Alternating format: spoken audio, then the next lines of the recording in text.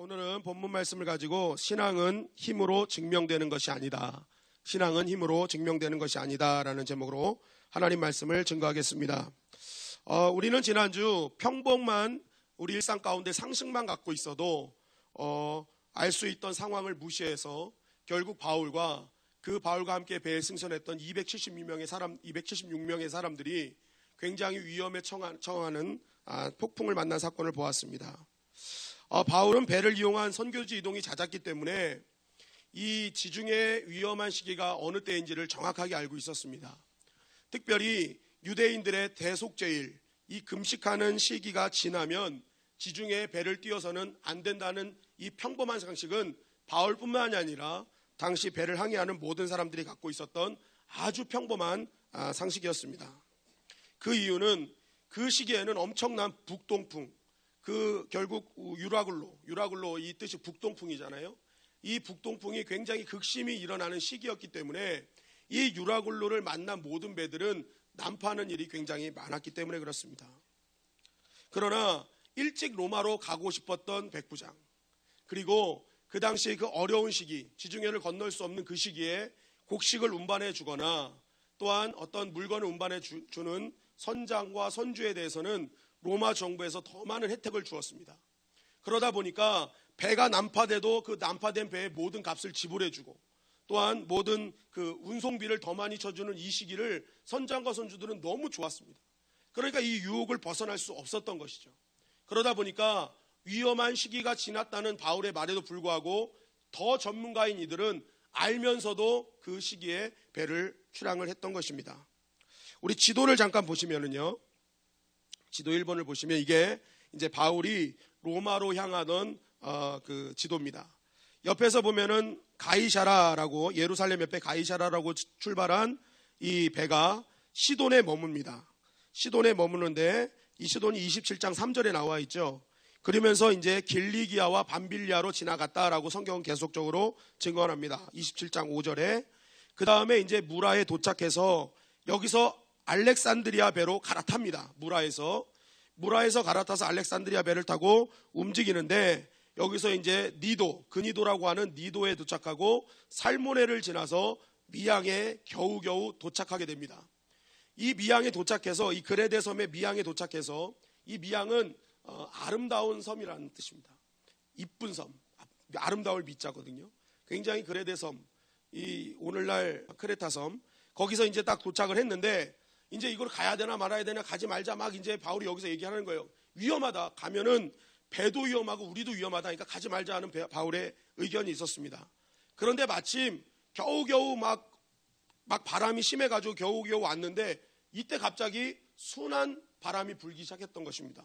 그래서 사람들이 이제 다시 가도 되는구나 하고 출발을 했는데 이 미양에서 가다가 바로 거기서 유라굴로를 만난 것입니다. 그래서 겨우 가우다라는 이 섬, 조그만 섬, 그것을 겨우겨우 지나면서 거기서부터 이제 이들의 그런 어려움들이 시작되었던 것입니다. 이들의 어려움이 이 가우다 섬에서부터 시작되었던 거예요. 이 북동풍인 유라굴라를 만나게 되어서 이제 그들이 어떻게 했는지, 또 바울이 이 상황을 두고 어떻게 얘기했는지를 사도행전 27장 10절이 먼저 얘기합니다. 우리 다 같이 읽겠습니다. 사도행전 27장 10절 다 같이 읽겠습니다. 시작. 말하되 여러분이여 내가 보니 이번 항해가 화물과 배만 아니라 우리 생명에도 타격과 많은 손해를 끼치리라 하되. 미양에서 출발하기 전에 바울이 이렇게 지적했던 것입니다. 지금 우리 출발하면 이렇게 될 거야. 화물 이거는 이제 기차나 배로 옮기는 움직이는 실어 나르는 짐이죠. 움직여야 될 짐들, 그런 화물이고, 화물은 모든 짐을 통칭하는 말입니다. 그러니까 이번 항해가 화물, 이게 우리가 이제 배에 옮기는 짐, 그 화물이 문제가 생길 거고 손해를 받을 거고, 더 나아가서 우리 생명, 배뿐만이 아니라 우리 생명에도 타격을 입을 거다 하고 지적을 했던 것입니다. 사도행전 27장 18절 19절 말씀입니다. 다 같이 읽겠습니다. 시작.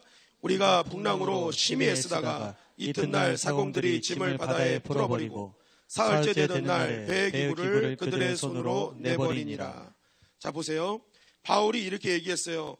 이번 항해를 통해서 화물, 우리의 짐과 배가 굉장한 손해를 입을 것이다. 분명히 얘기했는데 이 풍랑으로 심히 애썼어요. 어떻게든지 한번 견뎌봤습니다. 그런데 이 풍랑으로 이 자신의 힘으로 견디기가 쉽지 않았던 거예요. 왜냐하면 이 배에 있는 짐들이 너무 많았기 때문에 그렇습니다.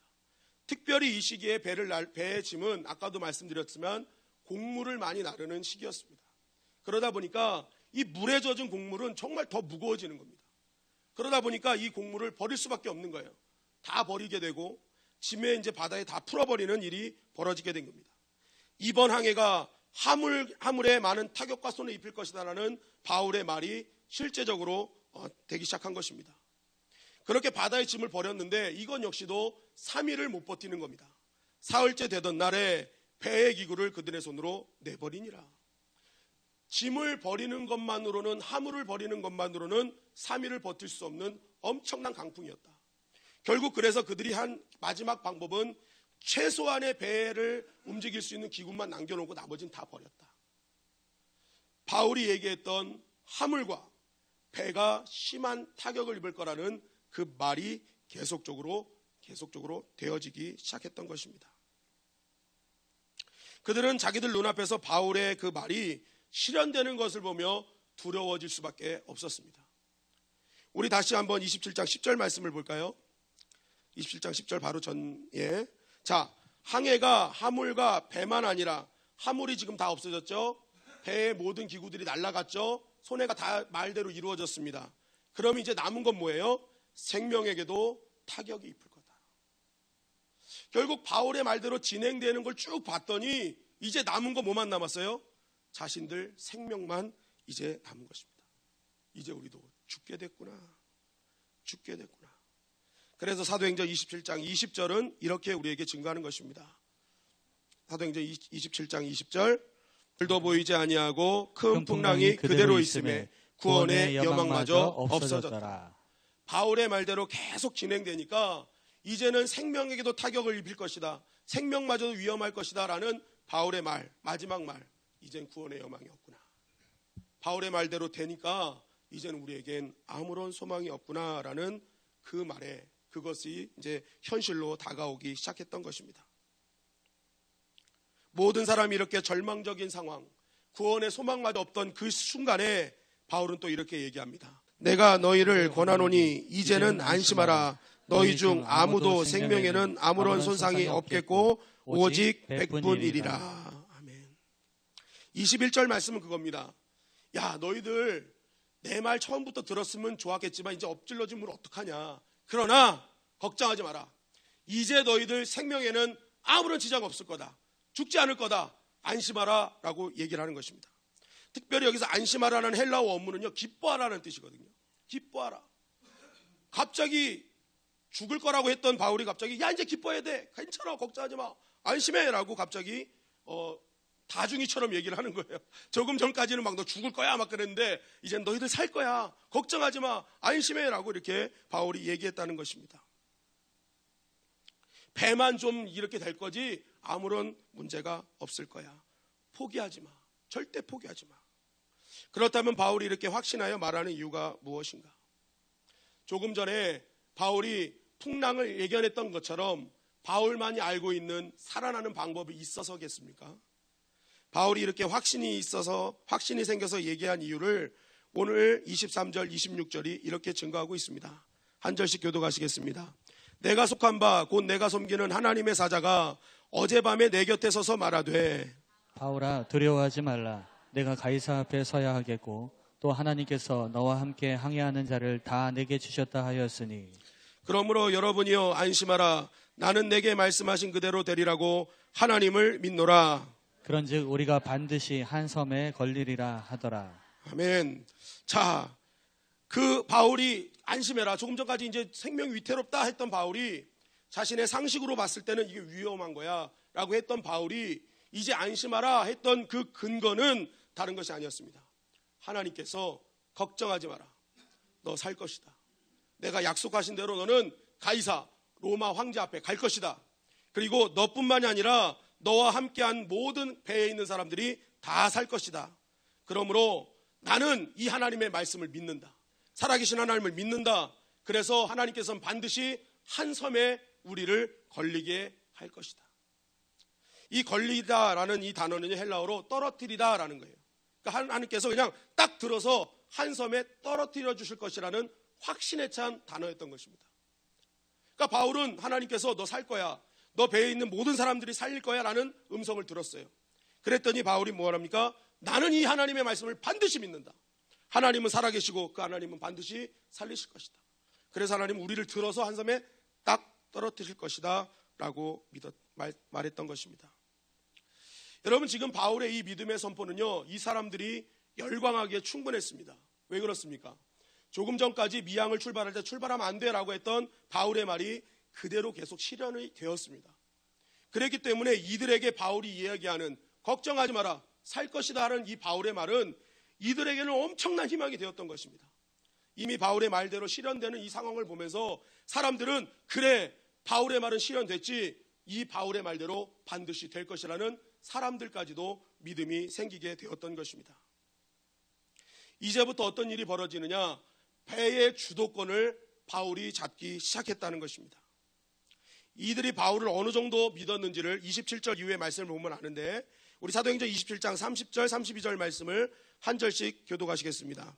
사공들이 도망하고자 하여 이물에서 닻을 내리는 채 하고 거룻배를 바다에 내려놓거늘 바울이 백부장과 군인들에게 이르되 이 사람들이 배에 있지 아니하면 너희가 구원을 얻지 못하리라 하니, 다 같이 읽겠습니다. 이에 군인들이 거룻줄을 끊어 떼어버리니라. 자, 이 배가 출발한 지 14일째, 아무것도 먹지 못하고 14일째 되었을 때 이 표류하던 배에 저 멀리서 섬 하나가 보이기 시작했던 것입니다. 그러니까 이 사공들, 이 배 선원들은 딱 생각한 거예요. 아, 살 수 있겠구나. 그래가지고 이 사람들이 어떤 일을 쓰느냐, 그 큰 배에 살 수 있는 사람들이 탈 수 있는 배가 몇 척 안 되는 겁니다. 그러니까 이 사람들이 이 닻을 내리는 척하고 그 배에 걸쳐 있는 거룻배를 내린 것입니다. 그리고 어떻게 합니까?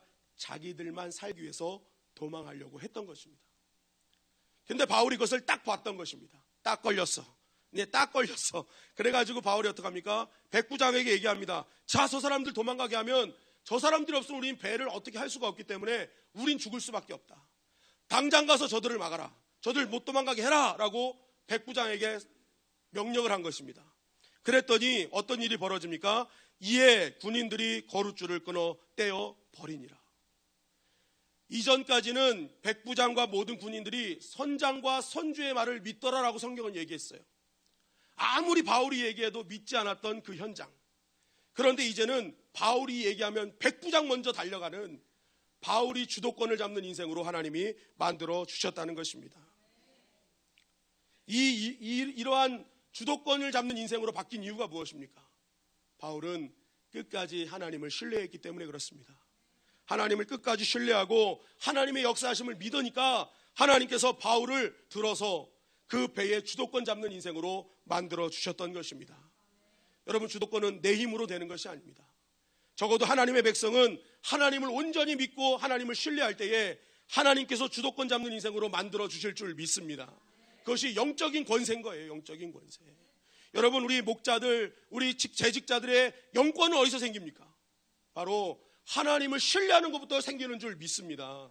내 지식과 내 어떤 체험으로 되는 것이 아니라, 내 사회적 경험으로 되는 것이 아니라, 진정한 하나님이 주도권으로 세워주시는 인생, 이 교회에서 리더로 세워주시는 인생은 하나님의 말씀을 전적으로 신뢰할 때에 하나님이 세워주시는 것입니다. 오늘 바울, 아무도 믿지 않았던 바울을 하나님께서는 말씀을 신뢰할 때에 그를 이 배에 주도권 있는 인생으로 만들어 주셨던 것을 여러분 꼭 기억하십시오. 여러분들이 진정한 이 교회의 리더가 되고 싶다면, 정말 하나님께서 인정하는 영권의 사람이 되고 싶다면 하나님의 말씀을 신뢰하십시오. 그분을 전적으로 믿으십시오. 그 믿음을 통해 하나님이 역사해 주실 줄 믿습니다. 이런 바울이 주도권을 잡고 바울의 말대로 이제 구원의 역사가 어떻게 시작되는지를 사도행전 28장 1절이 이렇게 증거하고 있습니다. 다 같이 읽겠습니다. 시작. 우리가 구조된 후에 안즉 그 섬은 멜리데라 하더라. 자, 이런 구원의 소망이 현실이 되는데 구조된 후에 안즉, 이제 뭐예요? 그 섬이 보였잖아요. 아까 섬이 보였는데 그 섬을 보니까 딱 도착했더니 멜리데 섬이 도착했던 것입니다. 바울이 이제는 우린 구원받을 것이라고 선포했습니다. 한 섬에 떨어뜨릴 것이라고 말씀하셨어요.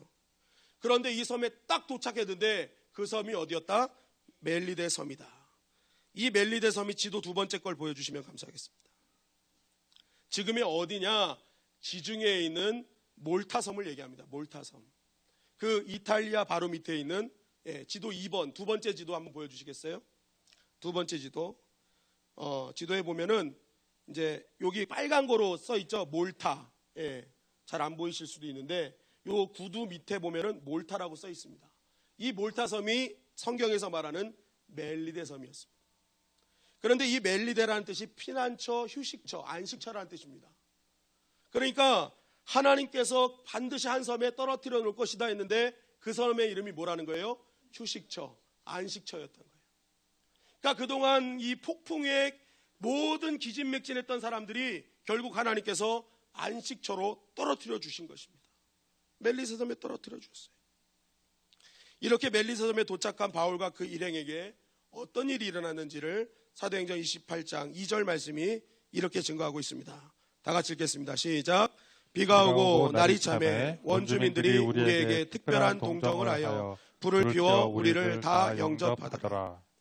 이 멜리세 섬에는 터전 잡고 살던 원주민들이 있었는데 놀라운 사실은 이 원주민들이 이 난파된 사람들을 보고 자신의 모든 특별한 동정, 특별한 마음을 갖고 이들을 극진히 대접하기 시작했다는 것입니다.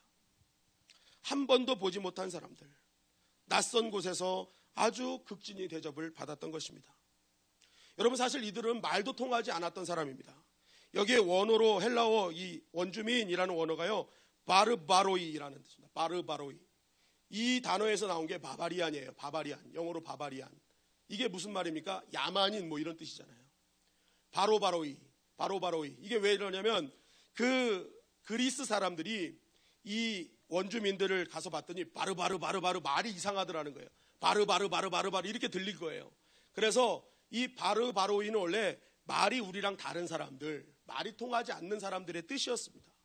그런데 이게 이제 점차 비하되면서 그 외국인들, 원주민들을 비하하는 말로 된 거예요. 그래서 바바리안 이렇게 된 거죠. 야만인들 이렇게 된 건데 원래 의미는 그 말이 다른 사람들의 의미였습니다. 바르바르 하더라. 바르바르 그냥 이 말이 못 알아듣겠어 뭐 이랬던 거죠. 그러니까 아무런 말도 통하지 않았다.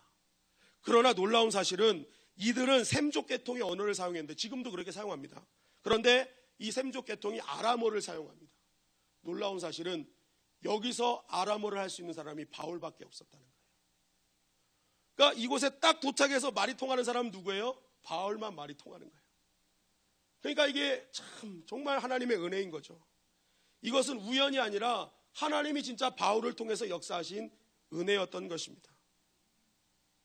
말도 제대로 통하지 않던 이들, 생전 처음 본 이들이 극진히 대접할 수 있었던 가장 큰 이유는 다른 것이 아니에요. 하나님이 미리 가셔서 그들에게 은혜를 베풀어 주신 줄 믿습니다. 결국 이렇게 휴식처, 안식처를 찾아서 하나님이 보내주셔서 이렇게 너무나 안식하고 있는 그때에 사도행전 28장 3절은 이렇게 증거합니다. 다 같이 읽겠습니다. 시작.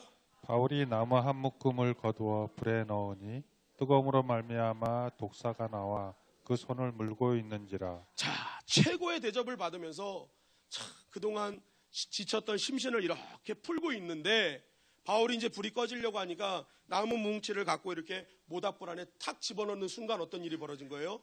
거기서 독사가 나와서 바울의 손을 물었던 것입니다. 여러분, 한번 생각해 보십시오. 이제 좀 풀렸던 것 같아요. 이제 좀 안심이 되는 것 같아요. 야, 이제 내 인생 잘 되는구나. 이렇게 생각했어요. 그런데 갑자기 엎친 데 덮친 격으로 뭐예요? 독사가 와서 물은 것입니다. 14일간의 폭풍에 비하면 어쩌면 아무것도 아니라고 생각할 수 있으나 여러분, 사람은 대포로만 죽지 않습니다. 소총으로도 죽습니다. 그죠?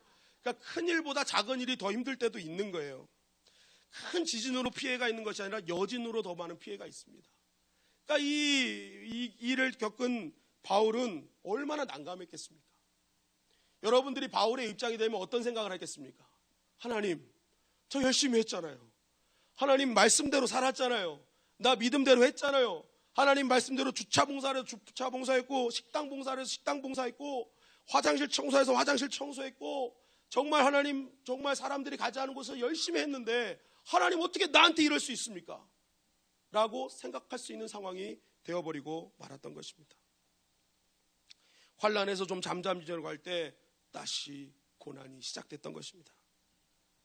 더 마음이 아팠던 것은 이에 대한 원주민들의 반응이었습니다. 오늘 사도행전 28장 4절입니다. 다 같이 읽겠습니다. 시작. 원주민들이 이 짐승이 그 손에 매달려 있음을 보고 서로 말하되 진실로 이 사람은 살인한 자로다. 바다에서는 구원을 받았으나 공의가 그를 살지 못하게 함이로다 하더니. 자, 바울이 배를 타고 로마로 가는 이유가 뭐예요?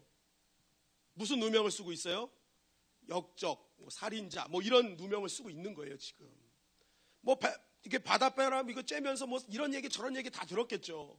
그랬더니 이제 이 사람들이 독사가 딱 무는 걸 보고, 야, 진짜 살인자네. 안 그러면은 이럴 수가 없어. 안 그러면 이럴 수가 없어.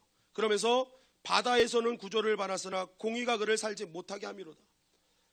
여기서 공의라는 단어가요, 헬라어로 디케라는 단어입니다. 디케. 이게 디케가 누구냐? 이 지중해 섬들이 섬겼던 여신, 숭배와 정의와 복수의 여신 디케. 그래서 한 손에는 저울을 들고 한 손에는 칼을 두고 있는 여신이 있죠. 그게 디케입니다. 그러니까 이 디케가 결국 사람들이 어떻게 하지 못했던 것을 결국 이 디케가, 이 공의의 신인 디케가 바울을 살인자였기 때문에 처형하는구나, 이렇게 생각을 했던 것입니다. 여러분, 이제 좀 해결하려고 하는데 얼마나 바울 입장에서는 난감했겠습니까? 그런데 이렇게 자신을 살인자라고 소리지는 이때에 이 갑작스러운 상황에서도 바울은 전혀 당황하지 않고 오히려 이 앞에서 이렇게 바울은 행동합니다. 사도행전 28장 5절 6절 말씀입니다. 한 절씩 교독하시겠습니다. 바울이 그 짐승을 불에 떨어버림에 조금도 상함이 없더라. 그들은 그가 붙은지 혹은 갑자기 쓰러져 죽을 줄로 기다렸다가 오래 기다려도 그에게 아무 이상이 없음을 보고 돌이켜 생각하여 말하되 그를 신이라 하더라. 자, 바울이 막 살인자야 하고 막 있는데 바울이 아무렇지도 않게 그걸 어떻게 했다는 거예요? 털어버렸다는 거예요. 독사가 물었는데 모기를 털듯이 털어버렸다는 거예요. 어떤 사람은 모기에 물렸는데 뱀에 물린 것처럼 난리를 치는 사람이 있는데 그죠? 모기 한 마리 물렸는데 막 뱀한테 물린 것처럼 나이 큰일 났다고 막 이런 사람이 있는데, 바울은 독사에 물렸는데 모기 털어버리지 그냥 턱 털어버린 거예요. 그럼에도 불구하고 이 원주민들은요 계속 기다리고 기다렸어요. 왜냐하면 바울이 죽을 거라고 확신했기 때문에 그렇습니다. 기다리고 오래 기다렸다. 뭐예요? 이제 확실히 죽을 것이다 라고 생각을 했는데 놀랍게 바울에게 아무런 변화가 보이지 않았던 것입니다. 이런 치명적인 독사한테 물렸음에도 불구하고 아무런 증상이 나타나지 않자 이들의 태도가 완전히 바뀝니다. 조금 전까지 이 살인자야 살인자야 했던 이들이 뭐라고 얘기합니까? 바울은 신이다. 바울은 신이다. 이 말에는 뭐 바울이 진짜 신이다라는 말도 있겠지만 정말 바울은 하나님이 함께하는 사람이구나라는 의미가 담겨져 있는 것입니다. 이야, 바울은 진짜 뭔가 다른 사람이구나. 우리랑 다른 사람이구나. 살인자에서 신으로 인식의 전환이 되어진 것 말았던 것입니다. 결국 이 일을 통해서 하나님은 어떻게 합니까? 바울은 죄인이 아니라 진짜 하나님이 함께하는 믿음의 사람임을 증명해 보이셨던 것입니다. 하나님은 바울 편에서 직접 역사하시는 분임을 정확하게 눈으로 보게 해주셨던 것입니다. 여러분, 그렇기 때문에 믿음의 사람은 고난이 넘어 고난이 오고 생각지도 않았던 생소한 고난이 와서도 절대 낙심해서는 안 된다는 것입니다. 왜 그렇습니까? 그 고난을 통해 하나님은 반드시 하나님이 살아계심을 입증하시기 위함인 것입니다. 더 나아가서 정말 저 사람은 하나님이 함께 하시는구나, 하나님이 함께 하시면 어떻게 되는 거구나, 정말 살아나는구나, 생명의 역사가 있구나라는 반전을 허락하시기 위해서 하나님께서는 우리에게 그러한 고난을 또한 주시는 줄 믿습니다. 그래서 나에게 정말 생각지도 않은 고난이 왔을 때도 믿음의 사람들은 절대 낙심해서는 안 되는 거예요. 인식의 전환이 있어야 돼요. 하나님이 살아서 역사하심을 또한 보여주게 되었구나. 예전에도 한번 말씀드린 적이 있지 않습니까? 교회 다니던 두 청년의 어머니를 그렇게 교회를 비판하던 그 어머니가 이 청년들이 계속 전도해가지고 어머니가 전도돼서 오려고 하는 그날 덤프트럭에 치여서 이제 머리가 깨지고 해가지고 이제 피가 계속 나와가지고 의사도 가망이 없다라고 했을 때 이 아이들을 데리고 같이 4시간 동안 기도하면서 하나님께서 반드시 역사하실 것이다. 우리 다 같이 기도하자면서 4시간 동안 같이 기도하고 올라갔더니 피가 멈춰버렸어요. 그러면서 이 어머니가 언제 회복될지 모르는 의사의 진단이 있었지만 한 달 만에 회복이 되면서 오히려 이 어머니 입에서 하나님이 날 살리셨다는 간증자가 되고 그러고 말았습니다. 조금 전까지, 한 달 전까지는 핍박자였는데 한 달 만에 간증자가 되면서 이 두 아들은 지금 전도사의 사명을 감당하고 있어요. 정말 생각지도 않았던 고난이었습니다. 전도되어서 하나님 정말 우리 엄마 이제 교회 오게 해주셔서 감사합니다. 그렇게 자랑했던 그 순간에 덤프트럭에 치는 것이 이게 무슨 말입니까? 병원에선 죽었습니다. 이제 끝났습니다 했지만 결국 하나님께서는 그것을 반전으로 여기셔서 그 어머니 살리시고 두 아들을 사역자로 만드는 놀라운 은혜를 허락해 주셨어요.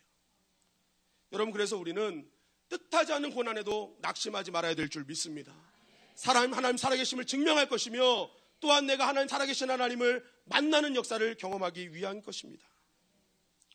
이러한 일으로 사도행전 28장 7절 9절은 이렇게 증거합니다. 이 섬에서 가장 높은 사람 보블리오라 하는 이가 그 근처에 토지가 있는지라 그가 우리를 영접하여 사흘이나 친절히 머물게 하더니 보블리오의 부친이 열병과 이질이 걸려 누워있거늘 바울이 들어가서 기도하고 그에게 안수하여 낫게 하매 이러므로 섬 가운데 다른 병든 사람들이 와서 고침을 받고. 자, 이렇게 해서 바울이 하나님과 함께 있는 사람이라고 인식의 전환이 딱 있고 신이라고 인식이 있자마자 그동안 꼼짝도 않았던 이 섬의 추장, 가장 높은 보블리오가 움직였습니다. 보블리오가 움직여가지고 바울을 찾아온 것입니다. 바울을 찾아와서 바울을 초청한 거예요. 일로 와라. 바울을 데리고 와라. 해서 바울을 초대해가지고 3일 동안 엄청난 친절을 베풀면서 호의를 베풀었던 것입니다. 너 정말 마음껏 쉬어. 너 정말 대단하구나.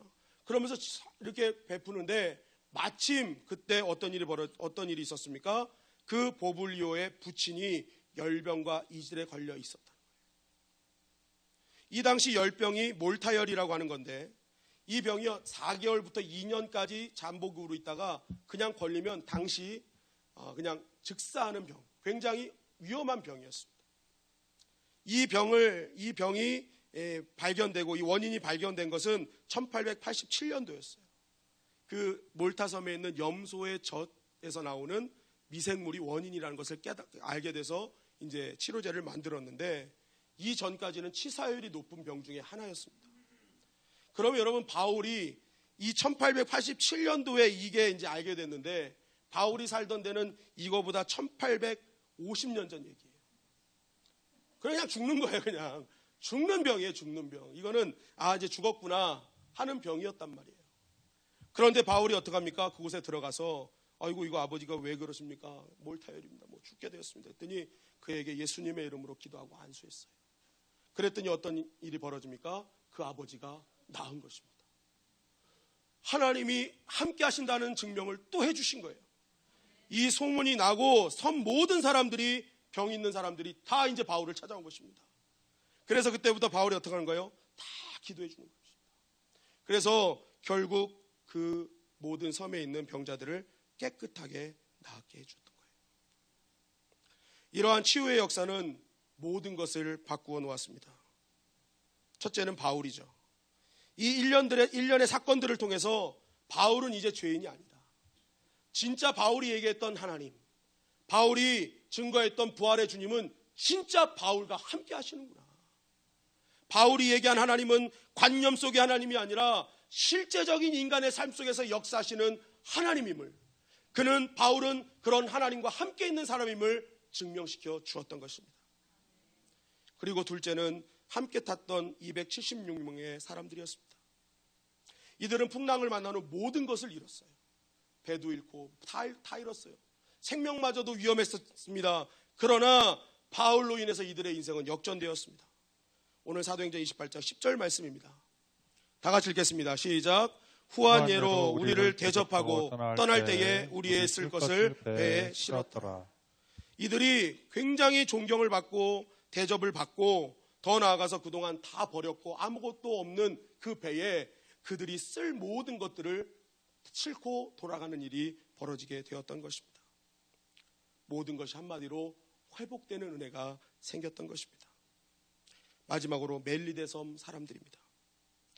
여러분, 이러한 바울의 치유 사건, 뱀 사건을 통해서 이들이 깨달았습니다.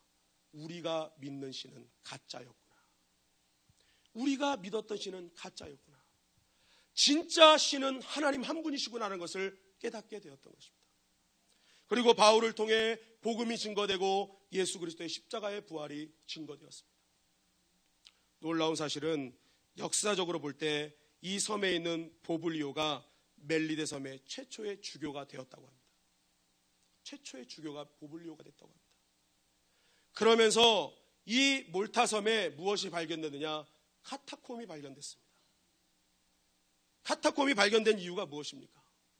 수많은 핍박 속에서도 이 멜리데 섬 사람들은 그때부터 모든 핍박이 와도 지하에서 살 망정, 절대로 나는 예수님을 부인하지 않겠는 그러한 사람들로 변화되었다는 것을 말하고 있는 것입니다.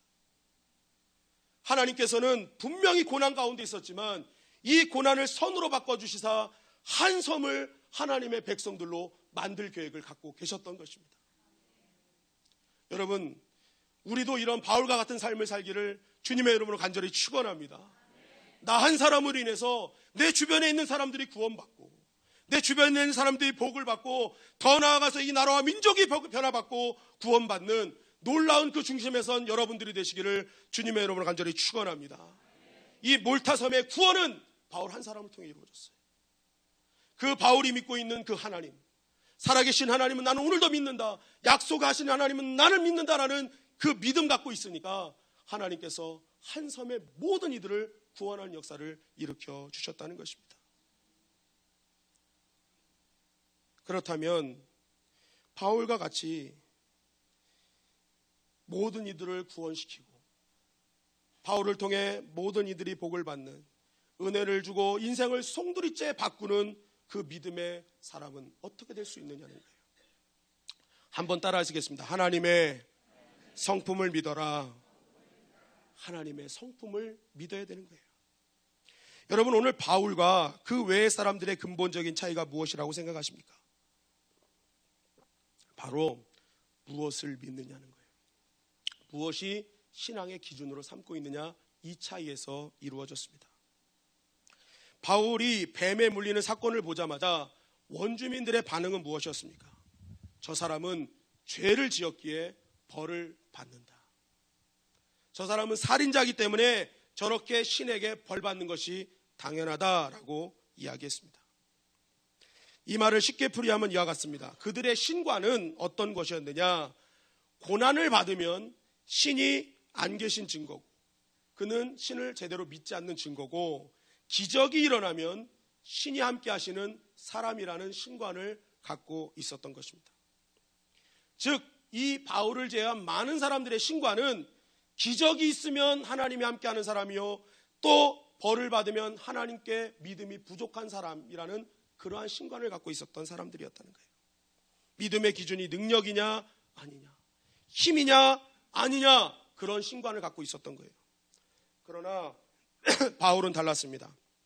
바울은 그런 기적에 초점을 맞춘 것이 아니라 어떤 상황 가운데서도, 나에게 고난이 있을 순간에서도 하나님은 그 상황 가운데서도 나에게 하신 약속을 지키시는 신실한 하나님을 믿고 있었다는 것입니다. 기적의 유무가 아니라는 거예요. 고난의 유무가 아니라는 거예요. 그저 하나님은 나에게 언제나 약속하신 그 약속을 신실하게 이행하시는 살아계신 하나님임을 믿고 있었던 것입니다. 그 약속은 무엇입니까? 너는 이방들과 임금들과 이스라엘의 복음을 전할 것이다. 너는 로마로 갈 것이다. 너는 가이사에게 갈 것이다. 폭풍 속에서도 너 가이사 앞에 설 것이니 안심하라라는 그 말씀을 붙잡았습니다. 뱀에게 물렸을 때도 이 약속의 하나님을 믿고 있었기 때문에 뱀에게 물린 것이 문제가 되지 않았던 것입니다. 하나님은 자신의 백성을 위해 졸지도 않으시고 주무시지도 아니하는 신실하신 하나님. 하나님께서 약속하신 모든 말씀은 반드시 지켜주시는 신실한 하나님임을 믿고 있었던 것입니다. 마태복음 24장 24절 말씀입니다. 다 같이 읽겠습니다. 시작. 거짓 그리스도들과 거짓 선지자들이 일어나 큰 표적과 기사를 보여 할 수만 있으면 택하신 자들도 미혹하리라. 예수님께서 마지막 때를 알리시면서 제자들에게 경고의 말씀하셨습니다. 너희들 봐라. 큰 기적과 표적과 기사는 거짓 그리스도인들과 거짓 선지자들이 할 수 있다. 이 말이 무슨 말이냐? 너희들이 신앙생활을 할 때 표적과 기사만을 보고 따라가면 언젠가는 거짓 선지자들한테 미혹될 것이다. 그건 바른 신앙이 아니다. 진정한 내가 원하는 신앙은 표적과 기적을 따라가는 신앙이 아니라 언제나 주님이 오실 것임을 믿고 신실하게 어떤 상황에서든지 그 오실 주님을 기다리며 나에게 맡겨진 일에 충성하는 그 믿음, 나 그거 원한다는 거예요. 난 반드시 온다. 그래서 영벌과 영생을 나눌 건데 그것을 믿고 신실하게 하나님을 기다리는 거예요. 어떤 고난과 아픔 상황 속에서도 오실 그 주님을 바라보는 그 믿음 원한다고 말씀하고 있는 것입니다. 여러분, 우리는 신앙 좋아 보이는 사람을 영성이 좋다고 얘기합니다. 여러분, 영성이 좋다는 말이 어떤 말입니까? 우리는 흔히 영성이 좋은 것을 기도를 잘하면 아우 저 사람 영성의 사람이야 라고 얘기합니다. 말씀을 해박하게 잘하면 저 사람 영성의 사람이야. 찬양을 의리롭게 부르면 아우 저 사람 영성이 뛰어난 것 같아. 많은 방언과 은사를 받으면 아우 영성이 대단한 사람 같아 라고 우리는 얘기할 때가 있습니다. 그러나 여러분, 이것만이 진짜 영성으로 우리가 영성을 대변할 수 있을까? 여러분, 우리는 신앙생활을 하면서 이미 유창한 기도를 하고 성경에 대해 모르는 것이 없고 많은 방언과 은사를 가지고 있지만 그런 사람들로 인해서 엄청난 상처와 정죄를 당한 경험들이 있습니다. 그 일을 통해서 기독교는 싫다, 교회를 떠나고 하나님은 계시지 않는다고 얘기하는 사람들도 수많이 있다는 거예요, 세상 가운데. 이것이 무엇을 뜻하는 것입니까? 겉으로 보여지는 것이 그 사람의 영성을 판단할 수 없다는 것입니다. 그 영성의 척도는 보여지는 현상이 아니라는 거예요. 내 눈에 보이는 그것이 아니라는 거예요. 그렇다면 영성은 무엇을 얘기합니까? 요한복음 4장 24절 말씀입니다. 다 같이 읽겠습니다. 시작. 하나님은 영이시니 예배하는 자가 영과 진리로 예배할지니라. 하나님은 영이시래요. 하나님은 우리가 감각적으로 알 수 있는 분도 아니고 우리가 눈으로 확인할 수 있는 분도 아니라는 거예요. 그분은 영인 존재이기 때문에 영으로서 알 수 있다는 것입니다. 그렇다면 하나님이 영이시고 영으로 알 수 있다는 이 사실을 알 때 정말 영성 있는 사람은 누구냐? 바로 지금 현재 내 곁에 계시는 하나님께서 오늘도 나에게 말씀하시고 그 말씀의 약속을 오늘도 지키심을 믿고 신실하게 그 말씀 따라 사는 사람이 진짜 영성의 사람이라는 것입니다. 하나님은 말씀하십니다. 나는 여호와 이레다. 준비하시는 하나님이래요. 여호와 샬롬, 나는 평안의 하나님이다. 여호와 라파, 치료의 하나님이다. 여호와 니시, 승리의 하나님이다. 여호와 로이, 목자의 하나님이다. 여호와 삼마, 나는 어디든지 너희와 함께 있다라고 말씀하고 계십니다. 결국 이 하나님께서 자신의 이름을 친히 말씀하시면서 하신 말씀은 다른 것이 아닙니다. 나는 너가 아플 때에 여호와 라파의 하나님으로 옆에 있다.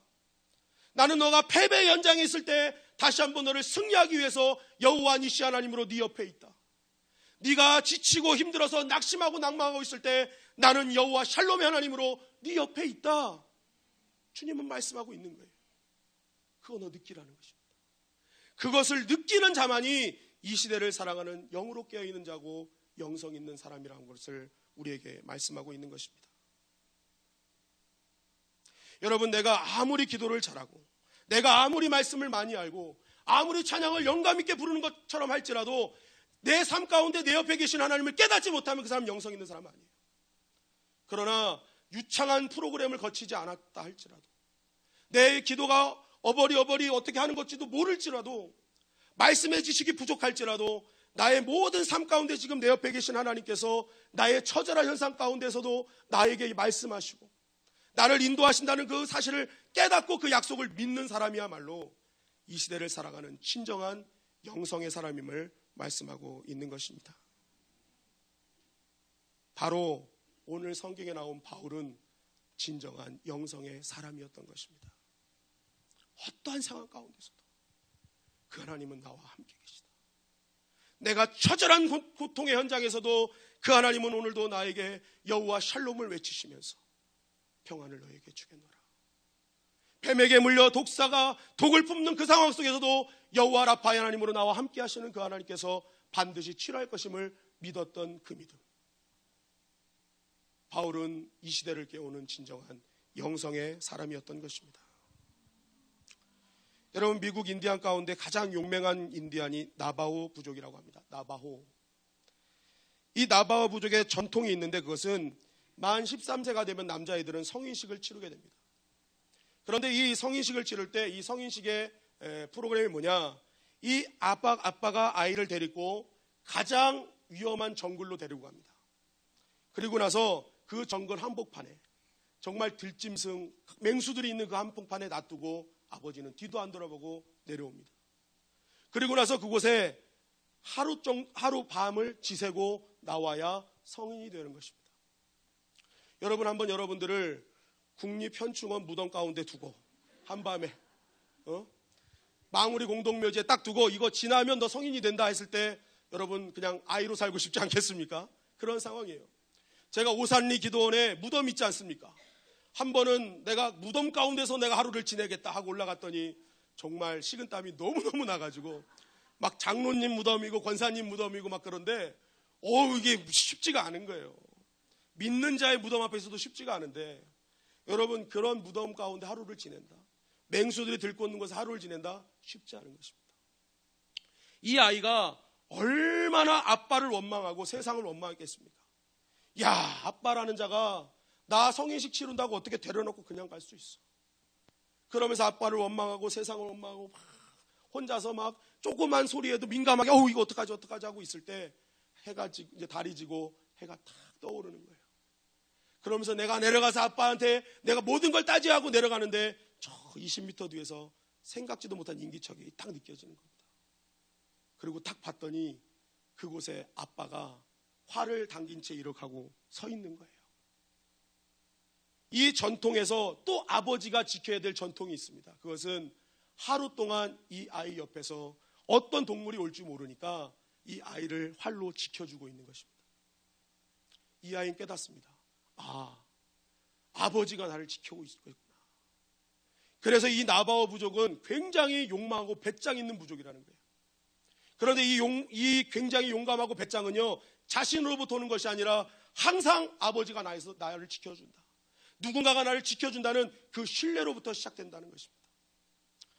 여러분, 이 시대를 살아가는 우리에게 신앙의 배짱은 어디서부터 시작됩니까? 나로부터 시작되는 것이 아니라 언제나 내 뒤에서 나를 지켜주시는 그 하나님이 함께 하신다는 사실로부터 시작되는 것입니다.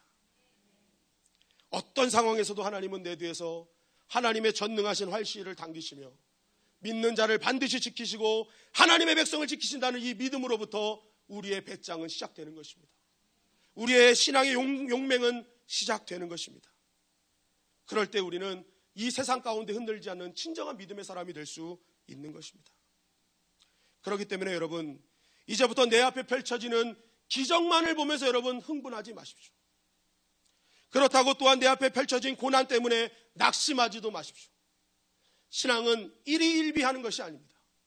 언제나 함께 하신 그 하나님을 믿는다면 기적 앞에서도 감사하고 고난 앞에서도 함께 하신 하나님을 의지하며 전능하신 하나님 바라보며 기뻐할 수 있는 것, 그것이 진정한 믿음의 모습인 것입니다.